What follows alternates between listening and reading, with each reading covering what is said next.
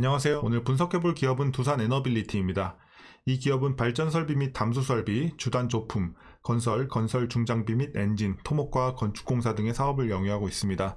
매출 비중은 자회사 두산 밥켓을 통한 건설기계 쪽이 약 60%로 가장 크게 차지하고 있고요.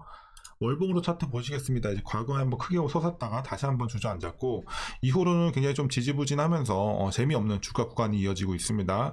그래서 이제 최근에 상황 보시면 마찬가지로 계속해서 좀 박스권 구간 안에서의 지루한 움직임이 계속되고 있습니다. 물론 이제 2021년도에는 좀 급등이 나왔어요. 이때는 아마 제가 기억하기로는 뭐 한미 원전 동맹 이슈 뭐 이런 것들이 있었거든요. 그리고 뭐 폐배터리 재활용해갖고 뭐 그 리튬 추출하는 이런 기술 뭐 개발했다 뭐 이런 소식이 하여튼 급등세가 이때는 굉장히 좀 재미있는 구간이 나왔었는데 지금은 사실상 계속해서 박스권, 최근에도 박스권, 그러니까 좀 지루한 움직임이 계속 이어지고 있단 말이죠. 그리고 이제 최근의 상황 보시면, 자, 완전 최근 보시면 이제 최근에 이제 블록딜 이슈가 있었죠. 그래서 자회사 뭐 두산 밥켓 이제 팔면서 이제 5%인가 이렇게 매각하면서 이런 것들이 악재로 좀 작용을 했어요. 그래서 이후로는 다시 한번 좀 눌리는 이런 구간이 좀 이어지고 있는 현재 상황이 되겠습니다. 자, 그래서 이제 앞으로 이제 다시 한번 좀 올라가면서 힘을 얻을 수 있는 구간이 나올 수 있을지 분석을 좀 통해서 알아보도록 하겠고요. 자, 이제 짧게는 이제 여러분들 이제 수익 구간에 계시는 분들도 계시겠지만 길게는 좀 물려 계시는 분들도 다수 있을 것으로 판단이 됩니다. 자, 이런 이제 다양한 평단 속에서 여러분들 각자 어떻게 좀 대응을 해야 될지 투자 전략까지 함께 알아보는 시간 갖도록 하겠습니다. 자, 그럼 이어서 수급 상황입니다. 한 달 기준으로 개인이 팔았고요. 외국인과 기관이 사고 있습니다. 그래서 거의 대부분 이제 개인이 혼자 가고 있고 외국인과 기관은 좀 움직임을 같이 하는 모습이 계속 이어지고 있어요. 그래서 이제 개인이 팔면 외국인과 기관이 사주고 있고 반대로 최근에는 이제 개인이 좀 사면서 외국인과 기관의 매도세가 이어지고 있습니다. 좀 이런 형식으로 이제 스탠스를 보시면 되겠고요. 자, 이어서 공매도 비중 살펴보시면요. 이제 굉장히 좀 안정적입니다. 이제 과거에도 나쁘지 않았어요. 과거에도 좀 비교적 좀 안정적이었고 계속해서 좀 한 자릿수 보유하고 있습니다. 그래서 지금은 뭐 대부분 4% 미만대고요. 너무 좋습니다. 그래서 대차 잔고도 그러다 보니까 많이 내려왔죠. 과거에 이제 2,800만대에서 자, 지금 1,600만대까지 굉장히 많이 내려왔습니다. 자, 그래서 이제 공매도 비중, 그러니까 공매도 걱정은 여러분들이 뭐 전혀 안 하셔도 될 것 같고요. 이어서 동사 재무제표 분석 시작해 보도록 하겠습니다. 2018년도 매출부터 확인해 보면 14조, 15조, 9조, 10조, 자, 15조, 17조. 그러니까 과거 한번 눌렸어요. 그때 2020년도에 좀 크게 늘렸고, 요때 이후로 다시 한번 좀 우상향하고 있습니다. 그래서 최근 3년간의 이제 매출은 증가세에 있어요. 이런 점은 좋아 보이는데. 일단 영업이익과 당기순이익이 일단은 보시면요, 그래도 당기순이익은 작년 대비해서 좀 많이 올라가거든요. 그래서 개선세가 좀 크게 들어오는데 영업이익이 좀 아쉬워요. 사실 영업이익이 이제 가장 중요하긴 한데 영업이익은 뭐 약간 올라가요. 많이는 개선이 되긴 하지만 많이 올라가진 않아요. 이런 부분이 좀 아쉽지 않나.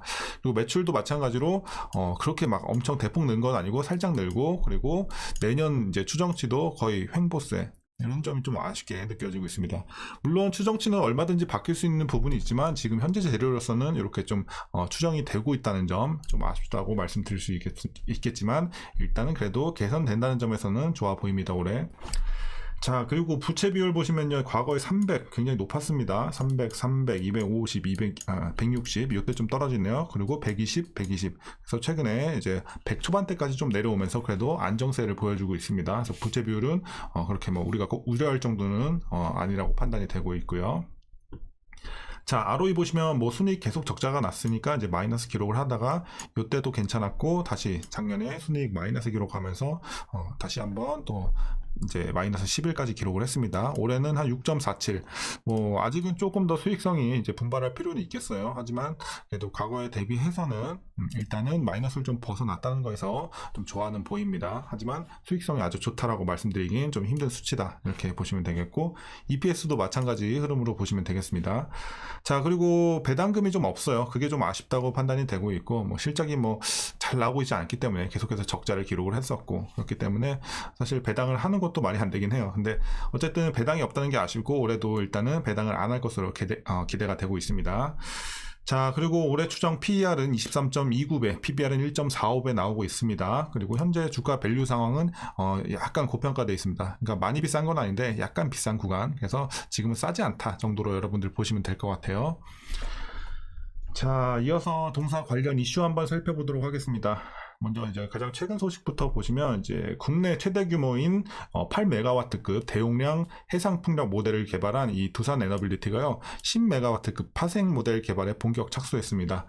해상 풍력 발전의 핵심인 터빈 용량 대형화 측면에서 해외 선진 기업과의 이런 기술 격차를 좁혀서 글로벌 경쟁력을 확보한다는 이런 전략입니다. 자, 그리고 동사가 이제 최근에 이제 공급 계약 체결 소식이 있었습니다. 자, 한국 중부 발전과 2,800억 원 규모의 380메가와트급 보령 신복합 발전소 주기기 공급 계약 체결 내용이었는데요. 이 발전소는 한국형 표준 가스복합 모델이 적용되는 첫 프로젝트고요. 2026년 6월 준공을 목표로 건설될 예정이라고 하니까 참고하시면 되겠습니다. 자, 그리고 이제 올해 하반기 수주 관련해서 예상을 좀 해보면요. 하반기부터는 원전 수주가 본격적으로 좀 이어질 것으로 예상이 되고 있습니다.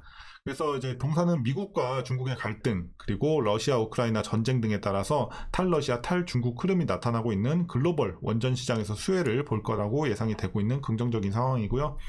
그리고 미국은 차세대 원전인 소형 모듈 원자로를 2050년 탄소 중립 달성 핵심 기술로 강조하고 있습니다. 이런 부분도 좋아 보이고, 그리고 전쟁 이후 불어닥친 에너지 위기로 인해서 원자력 발전을 그린 텍소노미에 포함시킨 이 유럽에서는요, 노후 원전 교체 수요가 높아지고 있습니다. 그래서 이쪽에서도 우리가 좀 수혜를 입을 가능성이 높아지고 있습니다. 그래서 이제 하반기는 이런 긍정적인 좀 업황이 기대가 되고 있고, 올해 하반기 또 수의 계약 형태로 이뤄지는 폴란드 퐁트누프 원전의 이 본계약 체결이 유력한 것으로 알려졌습니다. 그래서 2024년도 추가 원전 수주 가능성이 높고요. 또한 이제 한수원과 팀코리아로 참여한 이 체코 두코바니 원전 사업은요, 2024년 상반기에 우선 협상 대상자가 결정이 될 거라고 합니다. 그래서 이런 부분 기대가 되고 있고, 이제 마지막으로 이제 대선이 끝난 튀르키예 원전 확대를 천명한 영국, 러시아 로사톰을 퇴출한 핀란드, 후속 프로젝트를 준비 중인 아랍에미리트까지 이렇게 이제 추가 수주가 좀 기대가 되면서 이런 하반기에 조금 여러 가지 재료들이 좀 노출이 된 상황입니다. 그래서 뭐 확정된 이런 건 없지만 어쨌든 기대감이 이제 생길 수 있는 부분들이 많아졌죠. 그래서 한번 기대해보면 좋을 내용이고요. 그리고 이제 이슈 마지막 내용은요. 두산 에너빌리티는 지난 6월 보유 중인 두산 밥켓 지분 5%를 매각했습니다. 아까 말씀드린 내용이죠. 그래서 3천억 원 규모의 이제 현금을 마련을 했고요. 확보된 자금은 SMR, 수소터빈, 그린수소 등 신성장 사업에 투자할 예정이라고 하니까 참고하시면 되겠습니다. 근데 어쨌든 이 블록딜 자체가 악재로 이제 작용을 하지만 중요한 건 뭐냐면요. 블록딜이라서 이제 나쁜 것보다는 두산 밥켓 지분이라는 거에서 우리가 더 크게 의미를 가져야 돼요. 왜냐면 최대 매출처잖아요. 동사의 최대 매출 60% 가까이 두산 밥켓에서 나오고 있는데 그만큼 5%만큼 지분이 준다? 그러면 이제 반영되는 이런 이제 순이익이 줄어들 수밖에 없겠죠. 실적이. 그렇기 때문에 이런 부분에 있어서는 굉장히 좀 우리가 안 좋게 볼 수밖에 없는 상황이다. 그래서 5%가 별거 아닌 것 같아도 최대 매출처였기 때문에 크게 작용을 한 겁니다. 그래서 이후에도 계속해서 좀 눌림세가 지속이 되고 있고요. 자, 어쨌든 이렇게 여러분들께 최근의 이슈 말씀드리겠고요. 이제 마지막으로 여러분들 투자 전략 말씀드리면서 영상 마치도록 하겠습니다. 자, 먼저 신규 진입에 있어서는 좀 개인적으로 반대 의견 드립니다. 그래서 지금은 그렇게 뭐 싼 구간도 아닐 뿐더러 일단은 좀 하락이 진행 중인 상태이기 때문에 일단은 관망하시는 게 좋겠습니다. 그리고 제가 개인적으로 좀 들어갈 만한 구간은 그래도 못해도 정말 여기까지 올지는 모르겠지만 못해도 한 만원 중반대까지는 와야 된다고 생각해요. 그래서 15,000원까지는 좀 와줘야 그나마 좀 들어갈 만한 생각해볼 만한 구간이다 이렇게 말씀드리겠고, 요 위에는 그렇게 메리트는 없는 구간으로 판단하고 있습니다.